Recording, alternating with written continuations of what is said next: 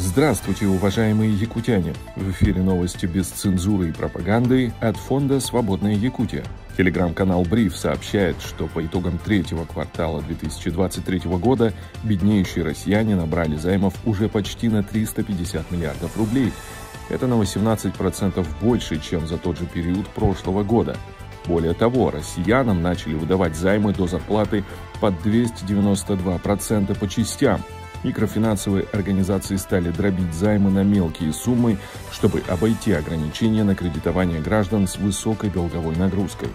В результате по итогам ноября более 60% всех займов МФО составили ссуды до 10 тысяч рублей. Угадайте, куда уходят доходы с грабительских процентов? Например, бывшая жена Путина, которая после развода стала владельцем карт-мани, заработала около 5,5 миллиардов рублей. Организация Людмилы, к слову, выдает деньги электорату Путина под 99-100% годовых.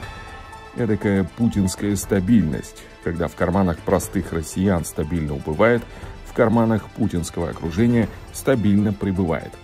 В Якутии тем временем ожидается традиционное повышение проезда в частных автобусах. Руководитель «Союзавто» Андрей Косицкий уже выступил с инициативой со следующего года увеличить стоимость поездки до 50 рублей наличными. При этом, как всегда, ссылаются на подорожание ГСМ и запчастей.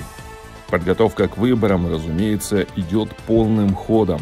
Уже известно, что дистанционное голосование на выборах президента проведут в 29 регионах России, включая Москву, Севастополь и Крым. Председатель Центральной избирательной комиссии Элла Памфилова ожидает, что в электронном голосовании примут участие 38 миллионов избирателей.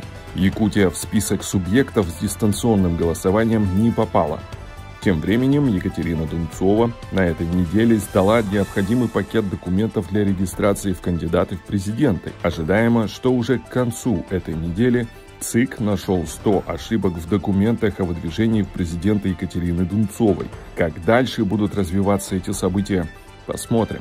Полиция совместила церемонию приемов гражданства РФ с выдачей повесток в военкомат, сообщил телеграм-канал «Ёшкин Крот». Комбо случилось на торжественной церемонии в здании Управления Министерства внутренних дел по Калининскому району Петербурга. 11 иностранцам, выходцам из стран ближнего зарубежья, после клятвы гражданина вручили повестки о постановке на воинский учет. Получил паспорт, пора воевать за Путина. На этом все. До скорой встречи.